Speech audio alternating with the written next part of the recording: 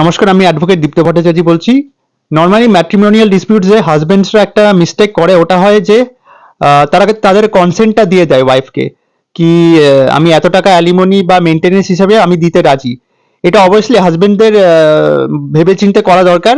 যদি আপনি কনসেন্ট দিয়ে দেন ওয়াইফকে বা আপনার স্পাউসকে ম্যাট্রিমোনিয়াল ডিসপিউটসে, তখন এই কনসেন্ট দেওয়া দেওয়ার ফলে কি হয় যে পরে আপনার জন্য সমস্যার সৃষ্টি হয়ে যায়। পরে এটা এই যদি কোর্টে অর্ডার একবার যদি বেরিয়ে যায়, তাহলে অ্যাপিল করা বা ওটা রিকল করা পসিবলই না।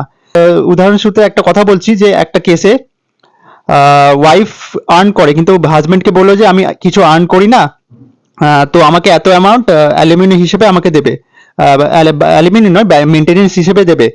তখন সমস্যা এটা হবে যে হাজবেন্ড যদি কনসেন্ট দিয়ে দেয়, তাহলে তখনই এটা রিকল করা যাবে যখন প্রুফ দেখানো যাবে যে না, যখন ওয়াইফ এটা বলেছে তখন ওয়াইফের আচ্ছা খাসা ইনকাম সোর্স ছিল, তিনি ইনকাম করতেন।